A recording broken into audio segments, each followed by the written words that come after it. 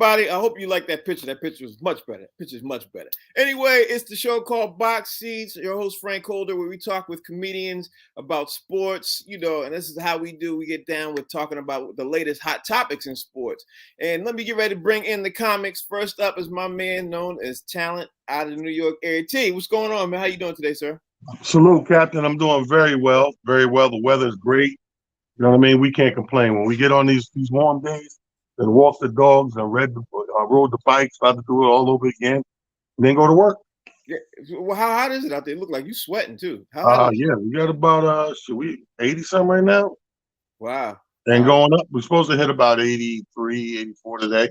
Yeah, it's about 80 on the way to 84. Well, we at 70, 72. So you gotta have that brick ice water, Frank. That's how you get through. Yeah, you gotta have that ready to go. Fig is in the building. Fig, what's up? What's happening, man? How y'all doing? I thought you was gonna be still in Boston. So okay, you traveled back home. That's good. Oh yeah, man. I jumped on the road, man, and got out of there, man. I can't stay in Boston for too long. Yeah.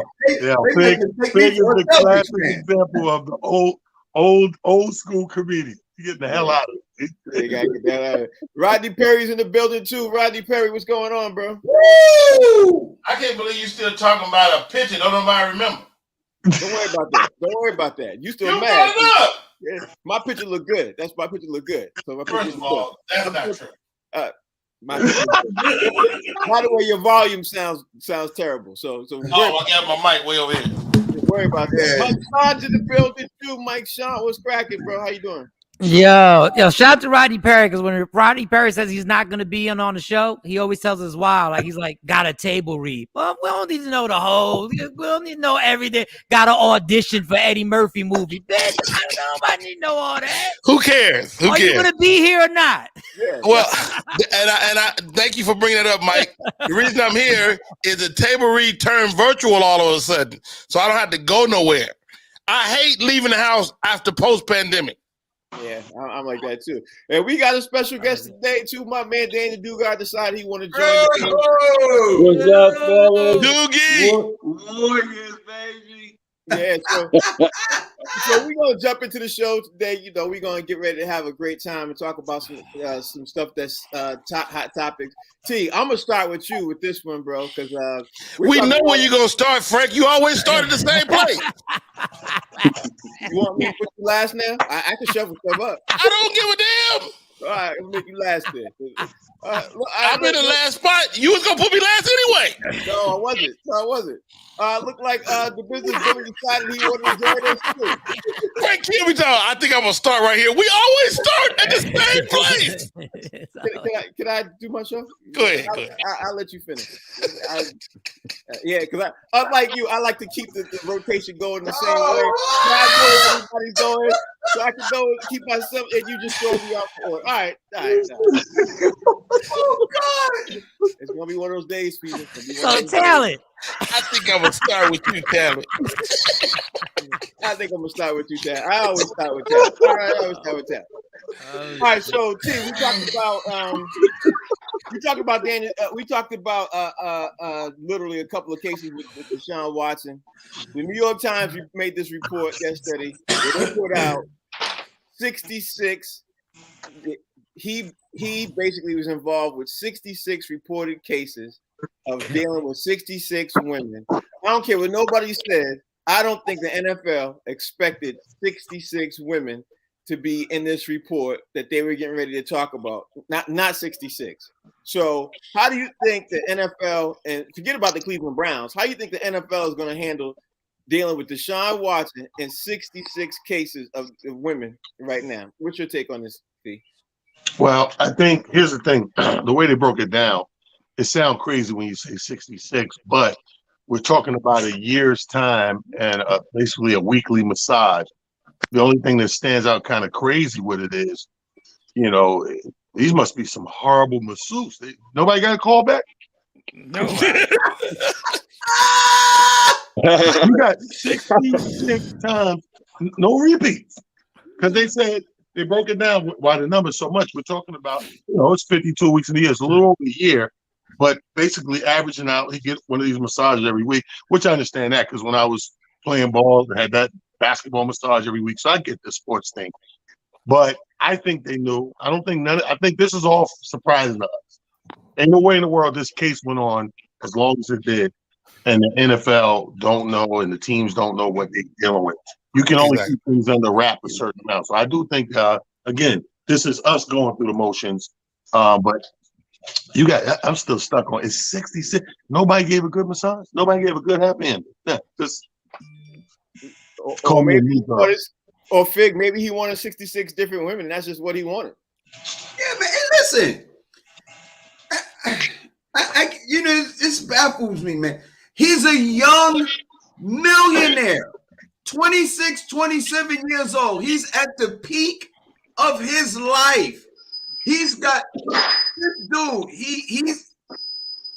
It's ridiculous, man. What else is a young single multi-millionaire supposed to do if he's not going to entertain young women? And unless he's of the LGBTQ community, then he'd be entertaining 66 male masseuses. Wow. You see what I'm saying? Wow. Like, what is he supposed to do? I think the problem is that we as Black people in America, we always try and answer the question. We always try and answer the accusation.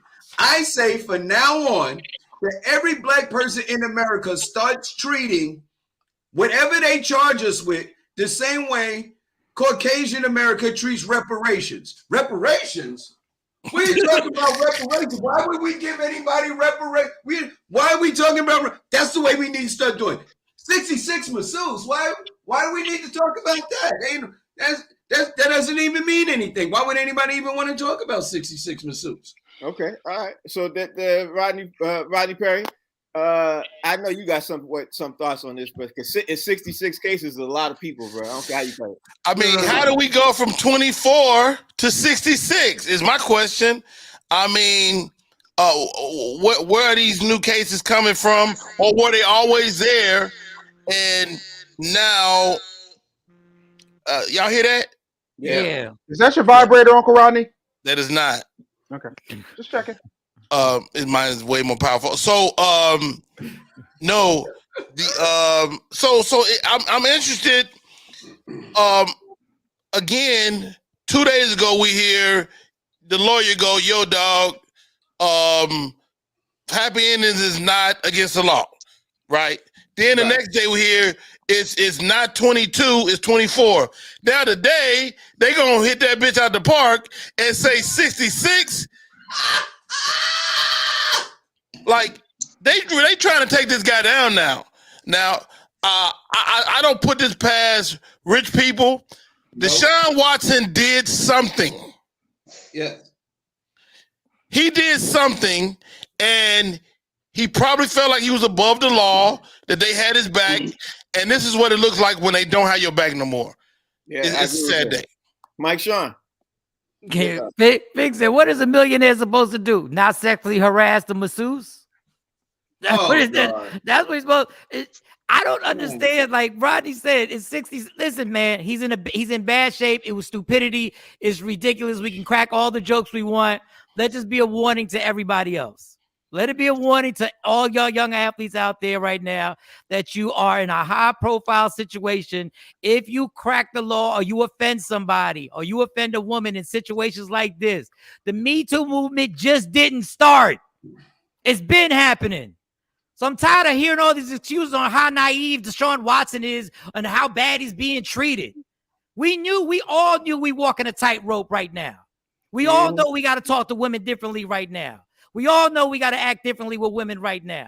Yeah. So I'm tired of all these excuses right now. That $230 million that he's guaranteed, he might have to give $60 million when this gets done to pay off all these people in this civil case. Or possibly more, Duga. Possibly more. You know what I mean? Possibly more. Class action ain't no joke. What you think? Go ahead, D. Your thoughts. Daniel Duga. Is this on me? Yes. Yeah. I could barely hear you guys. Hey, man, I think it's a money grab now, man. That number jumped ridiculously. I don't rule out Deshaun probably felt he was above the law. and could do what he wanted to do because he's the star quarterback in Houston. But I think it's a money grab now, man. And I think they're going to either try to destroy this cat now, or he's just going to have to break bread. Because what was it, 100,000 each at first? Yeah. Right. Now you got 66 people jumping in. So what? Come on, man. That's 2 point something or almost $3 million more dollars that he's going to have to dish out. So if I was him, I would just pull a Michael Jackson, man. Pay it, get it behind me, and move on because he got a crazy contract. That's what I would do. Just pay it and make it go away and just ride it. All right, business bully. Speaking of paying it, you're the business guy up in here and everything else. The situation is dire. What's your take? Frank, I think this is much ado about nothing. Well, as somebody who was a sexual assault victim, I do feel some type of way, and I do feel some sympathy for the so-called victims, but I don't feel sympathy for the bandwagoneers. On top of that, there were 2 separate grand juries that didn't find anything that he did wrong. So let's start dealing with Dave Anderson's magical bag of facts that clearly says this dude, they have nothing. They have absolutely nothing. And at this point, Me Too is, hey, you want to check? Me too. You want some more money? Me too. Did you have this thing? It's like they all say the same thing. Like, even if you watch the Cosby folks, the first couple talking points. They got these talking points. It's like, oh, when he turned over, I noticed that he was hard. And then he said, you want to finish me off? They all say the same thing. At some point, you got to start using your common sense. Some of these people may feel victimized, and some of these people, the majority of these people, really just want to check. And this is a good way to do it. On top of that, how is it that the Houston Texans, the National Football League, and their so-called commissioner, Roger Goodell, have not been brought up on racketeering and conspiracy to conceal a crime charges when they had all types of non-disclosure agreements signed off? Folks was taking settlements ahead of time. There's a lot to this if we get past just the headline and start reading what actually happened. Then we can have some conversations. But now, no, he's in. No, I think he's stupid. I do think he's stupid because for me, like, if I wanted to go out here and get a rub and tug, I got plenty of people to call and they ain't going to say nothing. So he's using his money wrong because he was educated just to be another athlete. He wasn't educated to learn. A whole bunch of great points. I figured he would bring up the great points. I appreciate that. We could talk about this for hours, but we're gonna do something different, a little different today, y'all. We'll keep y'all on your toes. We're gonna do what I call rapid fire. The topic right now, we're gonna talk about the NBA Finals, and we're gonna get this. I'm gonna ask a couple of questions related to our NBA Finals, and I'm gonna start with T first. T, the first thing up, man, I'm gonna keep it going with you, man, is because we're talking about the NBA Finals. I'm gonna start with you, man. It looks like Klay Thompson is playing horrible right now, right? Everybody's not expecting him to continue on this play. People are thinking he's going to turn it around. My question to you is, if Klay Thompson doesn't turn it around, right now, if Klay Thompson does not turn it around, do you think that the Golden State Warriors will keep him when his contract is up, or will they look at this as an excuse to trade him or cut him loose or not re-sign him when his contract is up with Klay Thompson? What's your take? I don't see it. I see at least another year with these guys together. And also, Frank, this is only game 3. Let's say this series goes 7. I still say we're going to see a Klay outing. I almost would bet money that we're not going to go a full series without seeing 1 or 2 really like monumental Klay outings out there. But yeah, I think they're not going to use it as an excuse to get away, especially if they win. When you win, you get to stay.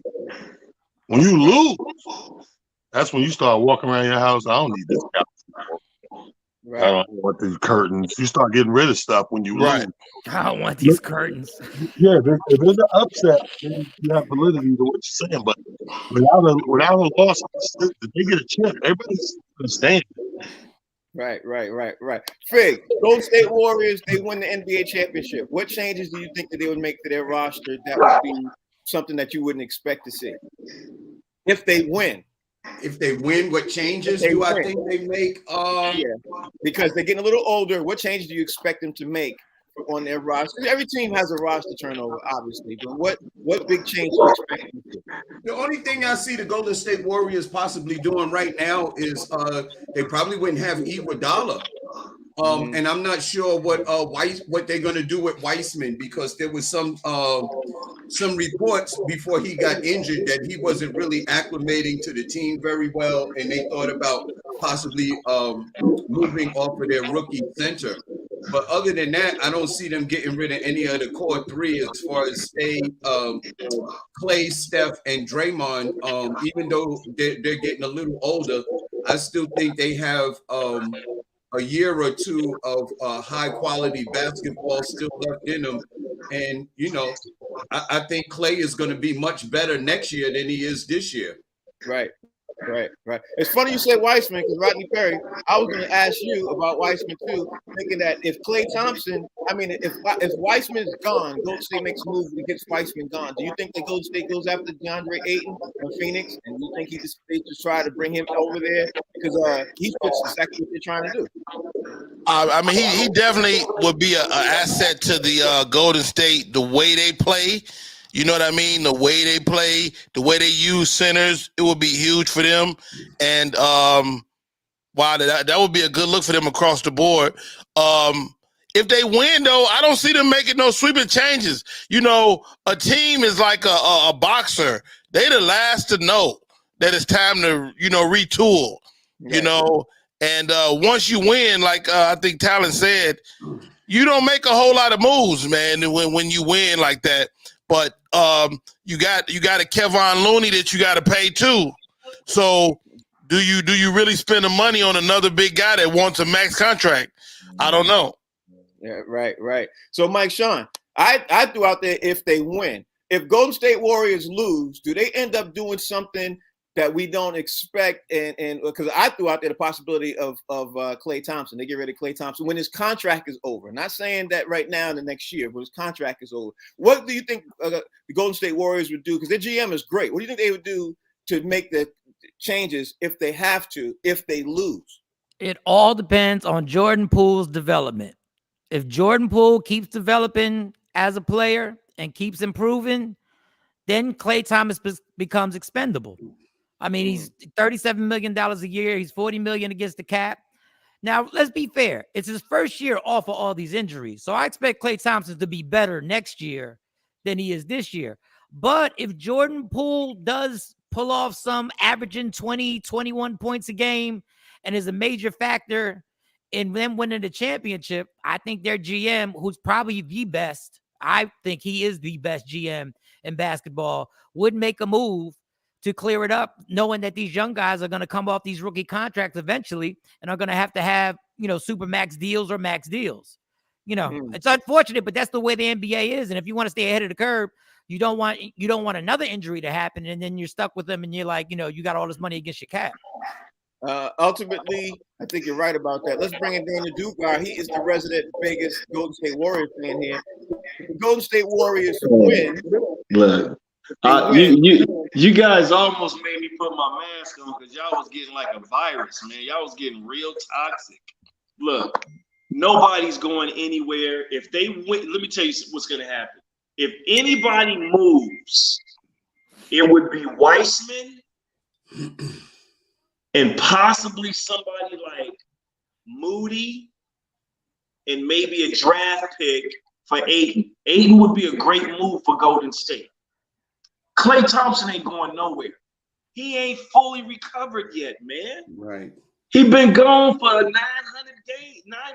days. Next year, Golden State gonna be stronger than they've ever been because all those guys are gonna be a year better, and Weissman will be back. But if they do move Weissman, they're gonna package him with somebody. I wouldn't be surprised if they didn't go after Ayton or if they didn't go after old boy in Utah, because they need a rim protector. You can't break up the core of Looney. Because remember, Looney only like 20, 25? You can't break up Looney, Kuminga, and Poole. You can't break them up. Poole just needs to come under better control and stop trying to play like Steph and just play his game. But let me tell y'all something. Klay Thompson gonna be on fire tonight. Okay. We gonna get at least 2 Klay Thompson show-ups before Golden State wins this. Because mind you, man, they should be up 2-0. Okay, well, Let's now flip the script now, T. I'm going to throw it to you now. T, now let's look at the Boston Celtics. If the Boston Celtics end up obviously winning, if they win, what changes do you expect them to make, or what do you think they would do drastic to their roster? And do you think their roster is complete? I'll throw this out there and tell you right now, as a Boston Celtics fan, I think their roster is not complete. I think they're in bad need of a point guard. They need a point guard really bad. That's what I think they should do. But T, the floor is yours. What do you think that they should do? Kill a leprechaun. you murdered a leprechaun. First thing, you take a shotgun to the middle of that floor, that blow a leprechaun up. Then you start with a regular green team. I'm gonna tell you right now, depending on how this thing pans out in the end, the dynamic duo might get broken up. That's a hell of a duo they got. And the problem is, and I said this a year ago, I said that the powers that be wanted to be Tatum. They want Tatum to be the front runner of this dynamic duo. But as a basketball player, when I look and I really watched them play, I think Brown is the more all-around guy you should be pushing out there front because of his toughness and perseverance and defense, of course. But I think they're going to break it up. I think if they lose this series, they'll break it up. I agree with you. They are in desperate need of somebody that can come up, handle the rock, so that those guys can do like this and attack you from each side, coming in back and forth. But because, Tatum's bringing the ball up a lot of time and alternate with Brown and, Smart, they're not going through a steadfast traditional offensive lineup when they're coming up the floor. So they're going to break up the dynamic door. They lose. Okay. So if they lose, okay. So I did ask you if they win. So now let me ask Fig if they lose. If they lose, what do you think the Celtics do to obviously better their core and better the team if they lose the NBA championship that's in right now? What do you think they should do? Unfortunately, I think this is probably be Horford's last year. They might get off the boy Williams because he seems to be injury prone, and maybe they go after somebody like a DeAndre Ayton, because you put DeAndre Ayton, Marcus Smart, Brown, and what's the other boy? Tatum.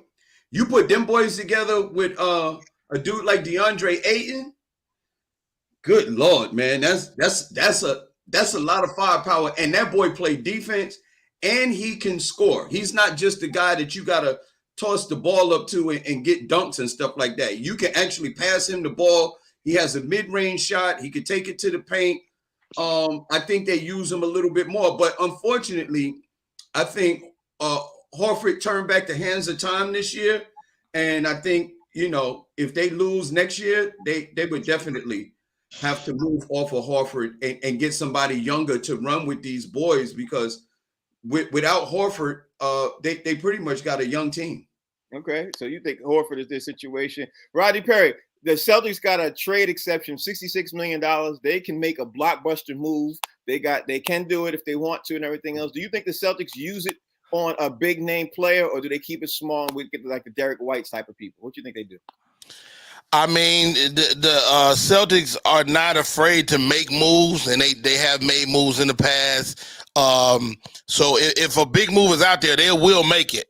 If a DeAndre Ayton is available, they will make that move. They're not afraid to pull the trigger. I don't know if I like it, though. I mean, you think of Horford and the guy, nobody gives credit to the heartbeat guys. There are certain guys that are heartbeats of the team, heartbeats of the organization, right? People like Aiden. I don't know if Aiden is a heartbeat guy. Phoenix is abandoning him. I don't know if he's a guy that's going to motivate guys. Horford, to me, is the heartbeat of the Celtics right now. And you lose him, you lose your heart. And I think that will hurt those guys. Similar to if Golden State were to lose a Draymond Green. Draymond's not the best player on the team by any stretch of the imagination, but he's your heart, he's your soul, and I think that ultimately Boston is looking for a heartbeat guy, whether he's a point guard, whether he's a big guy, a mid. They are looking for. Tatum is not your heartbeat guy. Brown is not your heartbeat guy. So Who is the guy that makes his team go when you can't go no more? Interesting point. Mike Sean, let me ask The you leprechaun. this. Mike Sean, When in doubt. Bradley Beal's been linked to the Celtics a lot this year. Donovan Mitchell now, Boston Sports Talk Radio, he's being linked because of that trade exception. Who do you think is the star-studded guy that they're going to try to go out and get? Because the Celtics obviously need a point guard. Who do you think they're going to do this year? What's your thoughts? No, we're getting worse than first take. These guys are 1-1 in the NBA Finals. And we are literally talking about what changes they need to make. They're 1-1 in the NBA Finals. And we're talking about who they're going to trade. First of all, you can't trade Al Horford. He's making $26 million next year. Nobody's trading for Al Horford. Al Horford is perfect for the Celtics. He's perfect for the Celtics and what he brings. Jaylen Brown is making 28. Jason Tatum and Jaylen Brown, we've been trying to break them up for years. They've gone to the Eastern Conference Finals. Now they're in the NBA Finals, and they're tied 1-1, and we still trying to break them up. Like, I don't know what people want from players anymore. Like, literally, tonight, if they win, they're up 2-1 in the NBA Finals, and we want to break up those two young guys in their absolute superpower prime. All you got to do is make an adjustment. If Derek White turns out to be the point guard that he may be, you keep him. If not, you go out and get a point guard. You don't have to, like, reinvent the wheel and switch up a team that is this close to winning the championship. Whether you think they're going to win or not going to win, they're tied. They're tied in the finals. Mike Sean, but they do that all the time, don't they? No, they don't. No, they don't. That's why the Golden State Warriors are so good. Yeah, they don't. You got to keep a core together. You got to keep a core together. You just make adjustments. Yeah, you got to keep a core together. Everything else, Dave. The question I'm going to ask you, man, is the Celtics obviously are definitely 1-1 tied, like Mike said.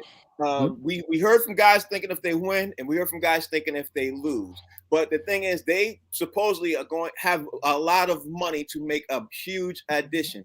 If the Celtics don't make a huge addition, what would your thoughts be moving forward? You think they even make it back to the NBA Finals next year or not? I think it's completely possible. I think that there's some things going on in the front office that could be tightened up. Yes, and this is the problem with a lot of people. So many people don't aim high enough, right?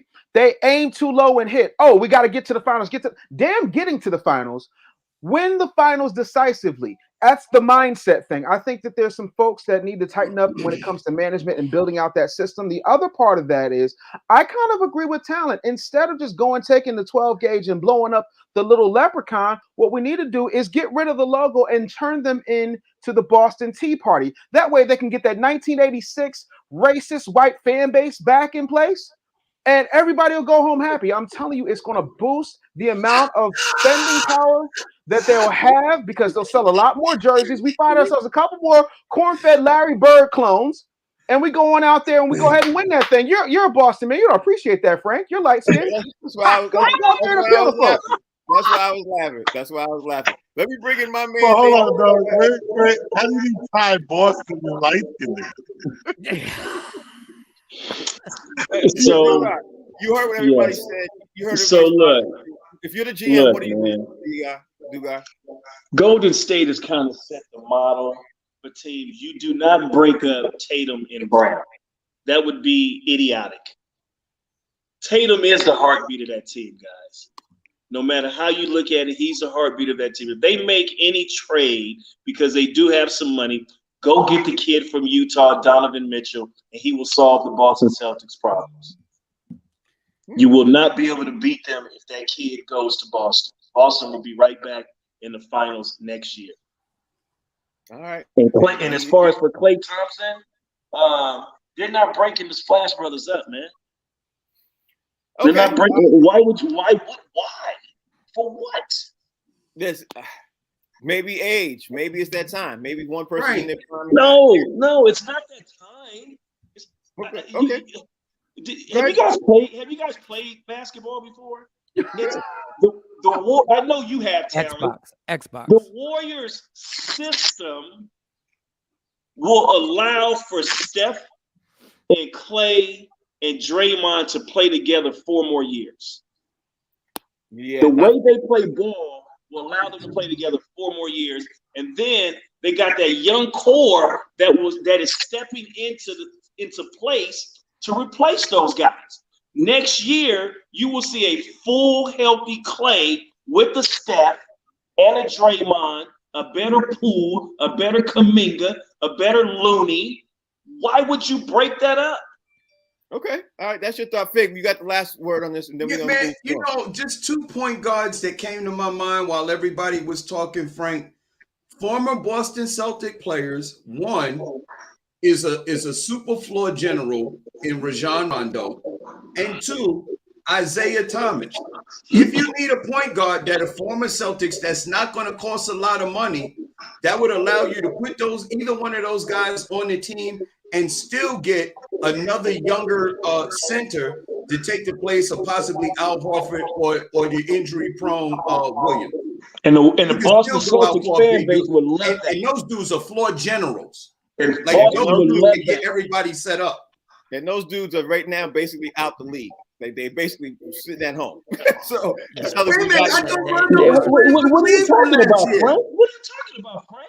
Rajon Rondo is on the very end of the bench, very end of the bench, and barely got any playing time last year. My boy Phil Handy is training Isaiah right now. Can I finish? Isaiah who? Can I finish? Isaiah Thomas.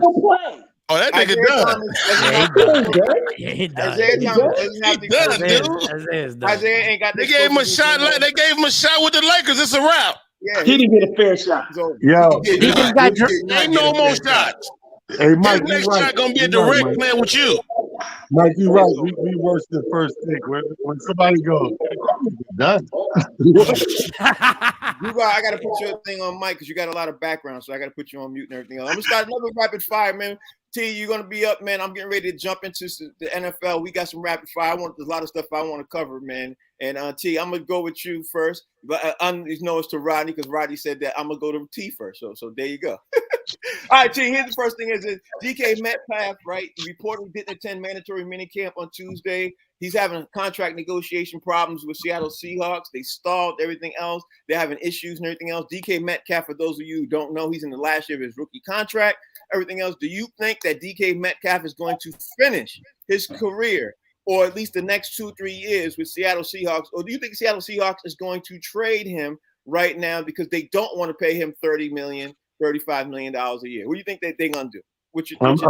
I'm smelling the trade.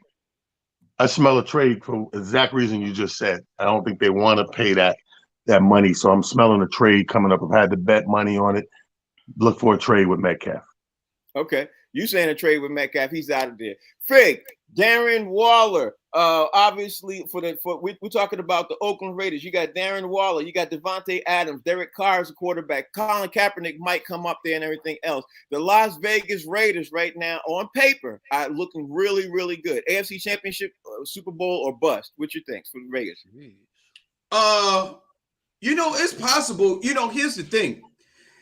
Everybody looks good on paper before the season starts, and then the season starts. Then you have to actually play the games. You know what I mean? It's like the boxers say, everybody got a plan until you get punched in the mouth. But right now, on paper, the Raiders look like they can really make some noise because they got playmakers. They have a serviceable quarterback. They have a semi-decent coach. I think the Raiders can really make some noise, and their fan base is rabid. So you have all of those things going for you. Now you just got to play the games. You definitely have to. Rodney Perry. Hey, Rodney Perry. We got Derrick Henry still on the Tennessee Titans. A.J. Brown got traded to the Eagles, right? But the Tennessee Titans they were one game short of making to the AFC Championship game. Do you think the Tennessee Titans without A.J. Brown going to be better this upcoming year or worse? It is so unlike basketball. You can carry a team a couple of years and they have the prowess to make it back. In the NFL, it ain't that easy. One guy missing is the difference between, being nowhere near the top. So to answer your question, I think the Titans, the next time we see the Titans good, we'll all be 10 years older. Wow. Okay. That's his take. Okay, I understand that take too. I get it. Let me bring in Mike Sean. Mike, Mike, you there? I'm here. I'm right here. Okay, you went out on my screen. Oh, okay. Mike, let me ask you this. Kansas City Chiefs lost Tyreek Hill. Kansas City Chiefs, obviously, everybody's expecting to go to the Super Bowl. That's just the fact. That's the way it is and everything else. But they lost one of the most explosive wide receivers in the game right now and everything else. Do you think they're going to be better or worse? And with the core that they got, let's not even forget they also lost their Honey Badger too. Honey Badger went over to New Orleans. So they lost one of the key facts of their powerful defense too. Do you think the Kansas City Chiefs are going to be better or worse than they were last year? I think they're going to be worse, but I think it's really the reason why there's going to be worse because the AFC is loaded. I mean, everybody's in the AFC right now. I mean, Denver's better. Oakland's better. Everybody's. Buffalo is still a powerhouse. It's going to be tough. I think they won't be as dominant as they were, not simply because of Tyreek Hill, but simply because everybody got immensely better at key positions. So it's going to be tough coming out the AFC. Whatever team comes out the AFC is going to be so beat up, and whoever stays healthy, and I know it's a cliche, in the AFC, they're going to be beating each other up so much this regular season that if you can stay healthy, that might be the key to you getting to the AFC Championship or to the Super Bowl. But they might be wore the hell out by the time the teams get to the Super Bowl. Yeah, it might be. It might be. Daniel Dugar, Cam Newton's been talking a lot, saying recently that he could be in the league and everything else, and he has a great shot, and he's better than a good 25 quarterbacks and everything else. Do you think Cam Newton is going to be back in the NFL, or do you think his career is done? I can't believe that you mentioned Kaepernick with the Raiders. No, man, Cam's shooting himself in the foot. You can't dump on the organizations when you try to play for the organizations. You got a shot. You becoming a cancer, sounds like, in the locker room. So I think he's about to go fishing with Kaepernick. Okay, that's your take. Interesting take. You asked me the question. I said interesting take. Yeah, interesting take. I just said interesting take. Dave, I got you up, Brad, because you're in the state of Pennsylvania. Pittsburgh got Kenny Pickett, Mason Rudolph, Mitch Trubisky. They got themselves a bona fide QB thing issued right there. What do you think, and who do you think they're going to go with, man? You think they're going to give the rookie Kenny Pickett the start out there? What do you think they're going to do?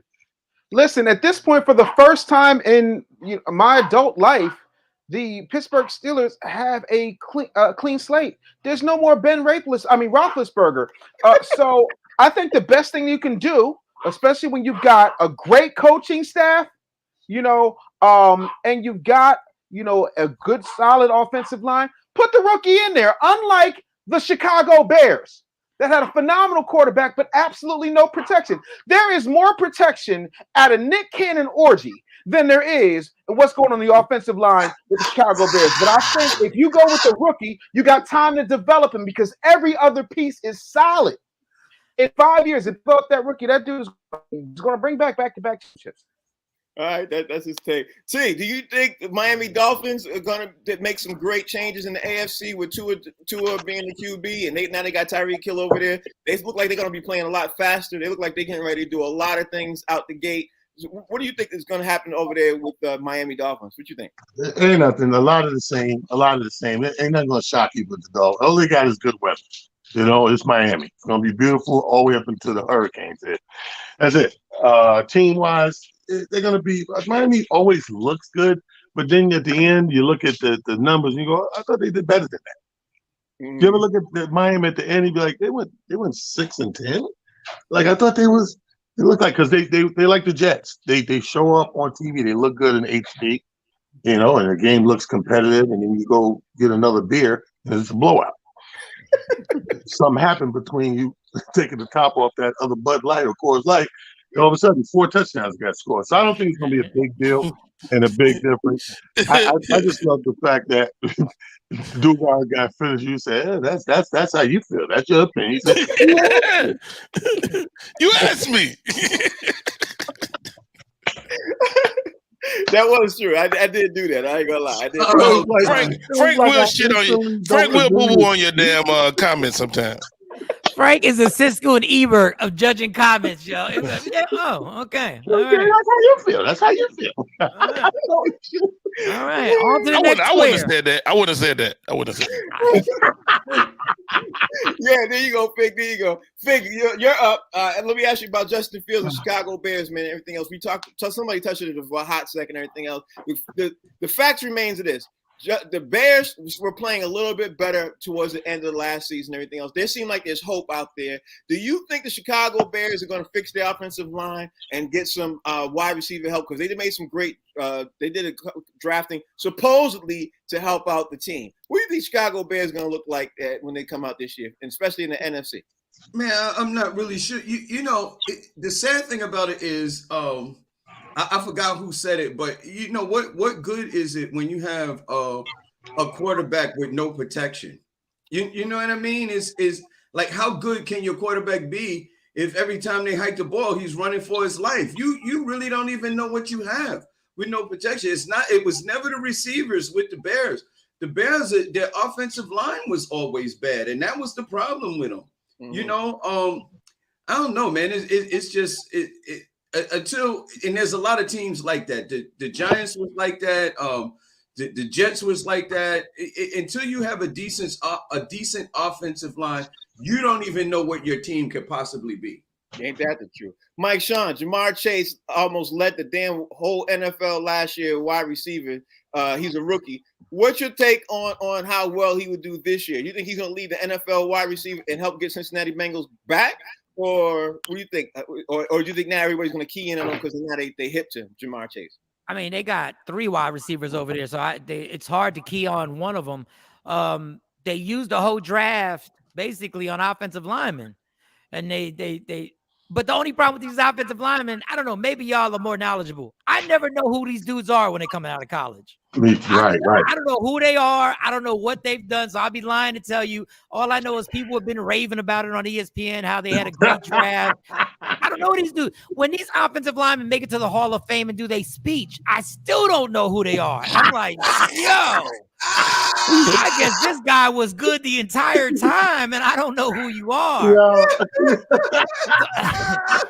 Yeah, he ain't lying. He ain't lying. So it's not a glamour. It's the most important position, but it's not a glamour position. I can't even tell you the right techniques. I can't tell you like what their stats were.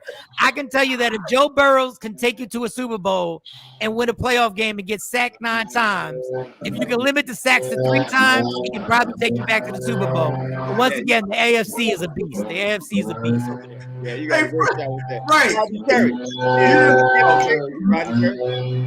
Okay, so is that you, Rodney, with that? That is not me. That must be talent. Is that you, talent? No. I don't even know what the hell that is. Who got that thing? It sounded like somebody was mowing the grass outside. Yeah, that's what it sounds like. That's a whale. Sound like bestiality to me. Whoa. What's the question, Mr. Frank? Rodney Perry, your question is going to be: is Tampa Bay Buccaneers going to make it to the Super Bowl again without Gronk? If Gronk doesn't sign, because they lost a couple of players on defense, but the most important person everybody's talking about right now is Rob Gronkowski. Do you think that they end up can make a run to the Super Bowl without Rob Gronkowski and without Nukem and Sua? Do you think they can do that? No, man, it don't have nothing to do with Gronk. Gronk can go sit down somewhere for all I care. Nobody give a damn about Gronk, old ass. Get out of here, Gronk. And Tom Brady, get your old ass somewhere and sit down. It's over. The Tampa Bay Buccaneers ain't going nowhere. Bet. Oh, okay. All right. That's how you feel. That's how I feel. That's how I feel, Frank. Don't judge my comment. That's how I feel. I'm not. My man Daniel Dugar, I'm gonna ask you, who do you think out of the NFC is going to be the surprise team to make it to the Super Bowl? If there's going to be a surprise team that's going to make it to the Super Bowl, who do you think it's going to be? Rodney, you shouldn't wear that hat. You might get it dirty. You know what, Frank? I don't. Sarcasm. We keep searching for surprises and stuff, and the season ain't even started. Somebody might get hurt in the August or July training camp. I don't know if there's gonna be any surprises, man. Honestly, I really don't. Okay. All right, let me bring in Dave. Dave, question for you. Every year, yesterday we asked, there's a surprise team every year that comes out. You know, like it makes it, further along than we expected. Yesterday, we talked about the Cincinnati Bengals making it to the Super Bowl out of the AFC. I just asked Dugar for the NFC. Out of the AFC and the NFC, you get both conferences. Who do you think would be the surprise team to make it anywhere? What's your take? Bro, I'm so glad you asked this. I would love, in an ideal world, to have a Bird Bowl. Oh, okay. Okay. Listen, I think Eagles Ravens can happen. I'm still sticking with the fact that I think the Baltimore Ravens are making some moves that nobody's paying attention to. And I am with Michael Sean on this. I don't know one offensive lineman. I just know when they're not there. It's kind of like, when you're drowning, you don't pay attention to your breathing until you get stuck in water. You know what I'm saying? Like most black people, if they fall off the boat because they was trying to have a vacation or a hot girl summer, other than that, you're not paying attention to your breathing. No one pays attention to the O-line. Michael Sean is actually on something. Listen, I think the fact that he is so focused on his journey and getting back on these stages and staying off of that alcohol has finally fixed his brain. I am impressed. He's 100% right. Okay, he's impressed. Right. All right, good. All right. T, do you think that Aaron Rodgers is going to do something? And because Aaron Rodgers lost he lost Devontae Adams. He's got 3 rookie wide receivers and everything else. People are still picking them to at least make it to the NFC Championship game. People still think they're going to do well and everything else. What's your take on this, bro? How do you look at the Green Bay Packers now with 3 rookie wide receivers? Well, I think you've always got to praise them highly. As long as they got Aaron Rodgers, you got to say, yeah, he most likely will make it to the championship game. I think the funniest thing is the realest thing I ever said on the show today was, we don't know who these guys are coming out of school because we're fans, but we're lazy, specific fans. So unless you pay me to be a scout, I don't. That is the realest thing ever. Like, you don't realize how lazy of a fan you are until he just said that. He said, "I don't know none of these guys coming out of school." And I can't tell you the last time I watched like a college game and be like, that guy on the right. Every day he's getting a couple of nobody. But yeah, you got to put Aaron Rodgers in it every year, hands down, no matter what. If he's not injured, he's playing the game, he's scared. All right, there it is. Fig, I've been reading on some NFL boards and everything else that the Jets are getting ready to do a little bit better because the Jets have their QB, Zach, is supposed to be doing better. He's supposed to have bulked up and everything else. Jets do better than they did last year. They become a 6-7 win team. What you think? Well, the fact that Zach bulked up, maybe he'll play offensive line, and that's the one that we'll know.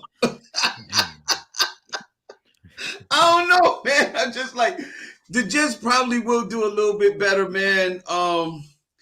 Just because, maybe a game or two better. I don't know, man. It seems like all the significant moves were made around New York. You know what I mean? Miami, the Patriots, and all of the good moves were made around the Jets. There's no blockbuster thing that happened for the Jets. You know what I mean? So it'd probably be par for the course. I mean, are they going to make any noise? Probably not, because I don't know any blockbuster moves that they made that could, say that Zach Wilson is going to do great this year. All right, okay. Mike Sean, New Orleans Saints made a lot of changes. Jameis Winston is supposed to be coming back. They made a lot of changes. They got a couple wide receivers coming back from injury and everything else. Where do you see the New Orleans Saints right now? Because nobody's paying attention to them. Nobody's talking about them right now. Nobody's even focusing on anything looking towards New Orleans Saints. Where you see them? How you see them? I think they're dangerous. I just think the what they got to adapt to is Sean Payton not being there. How much is that going to affect it? How much is that going to affect their offense and their offensive coordinator and their play calling and stuff like that? I think they got it with Amari. They got Thompson coming back. How did I forget the running back's name? Kamari. He's like a super threat. that's a sleeper team that can really make some noise and get into the playoffs. And I'll never bet against Aaron Rodgers ever again. But yeah, I think the Saints couldn't be a problem this year. I really do. All right, Daniel Dugar. Cam Newton is now, as of late last night, is being linked to the Raiders because of Josh McDaniels, everything else. Do you think Cam Newton, if obviously if Colin Kaepernick doesn't pan out, or everything else, you think Cam Newton will we be linked there to them, or what should? Look, man. I don't know where you got this question from, Frank, but I just want to say, Mike, Sean, thank you, my brother, for giving me the confidence to come clean with you guys, because I respect you all and I feel comfortable to come out when you said that you don't really know who these offensive linemen are. And I'm just going to come clean. I really don't know who all the teams are in the NFC or AFC. So I couldn't answer the dang question. Only on the sports show.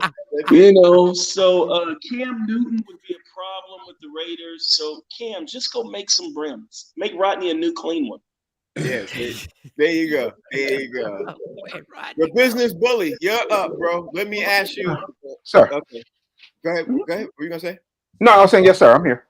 Okay, I'm gonna ask you, what team did you expect Cam Newton to eventually land on? Because he still has some gas in the tank. If it's not going to be the Raiders because he has linked to Josh McDaniels, if it's not going to be the Panthers and everything else like that, what team do you sit there and say, you know what, he'd be a good addition to, because obviously he could land on this team and particularly help them out as a backup QB? Which team did you expect to be? I want to answer your question, but before I do, I want to piggyback off of Daniel Dugar's point. One of the most brilliant comedians I've ever seen. He makes a very valid point, but we're not taking it far enough. First of all, Frank, I want to let you know that this is a show full of comedians. We are not analysts. And I also want to point out the fact that nobody knows anybody on any of the kickoffs and special teams. We don't know those guys. I don't know them. You know who else doesn't know them, Frank? The groupies.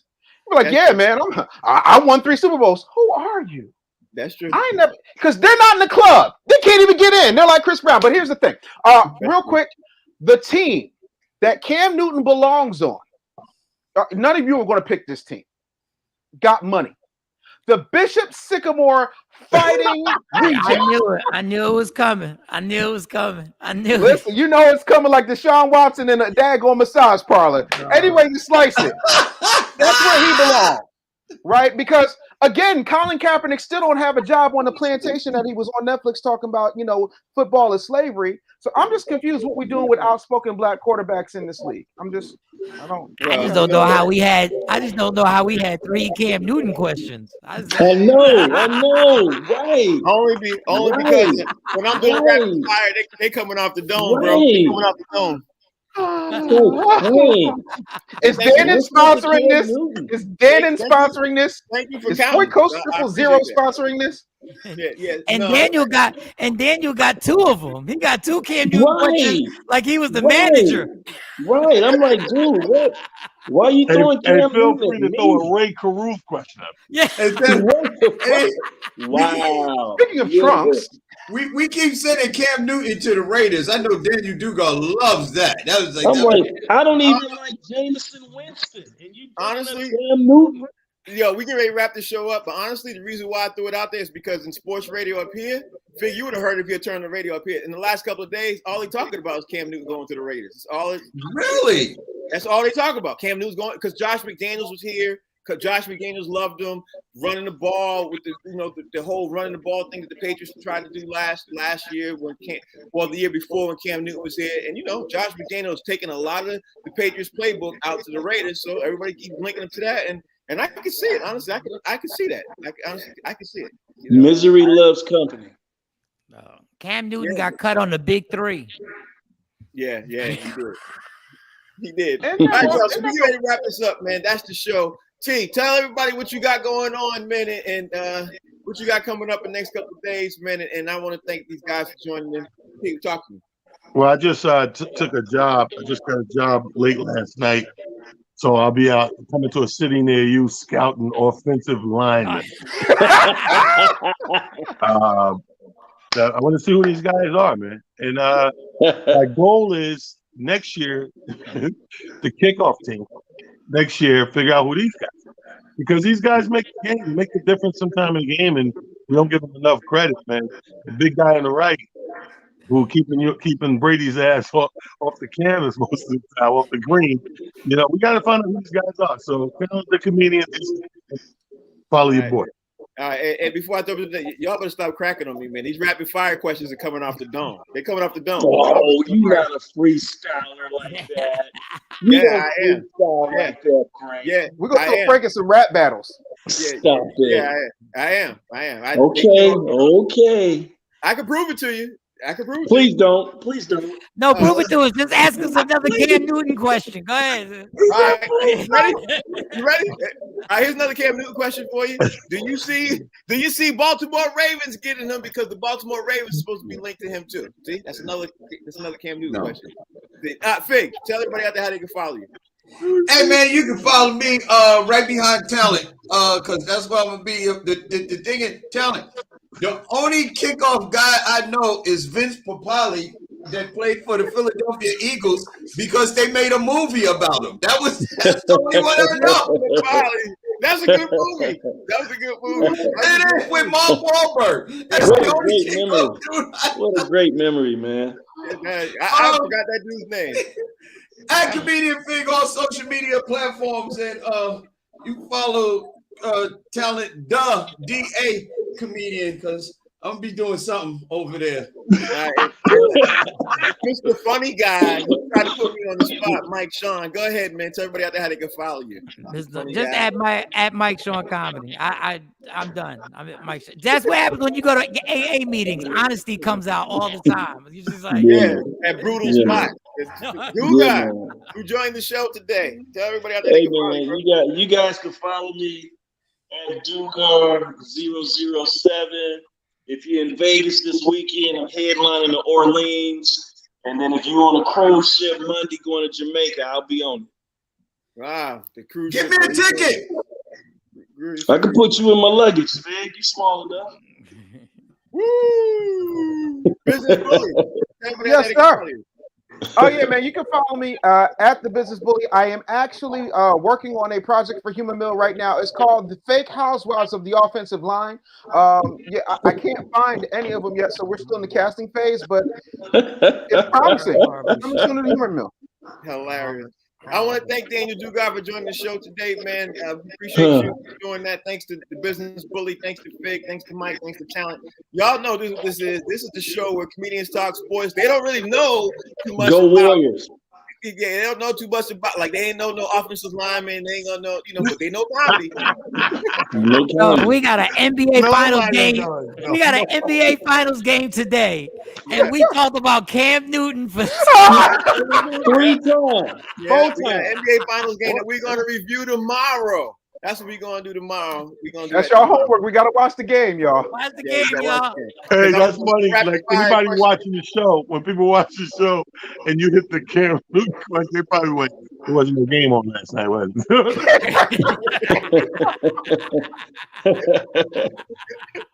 Long night. Yo, that's the show. I gotta get out of here, man. Hey, Frank, you got.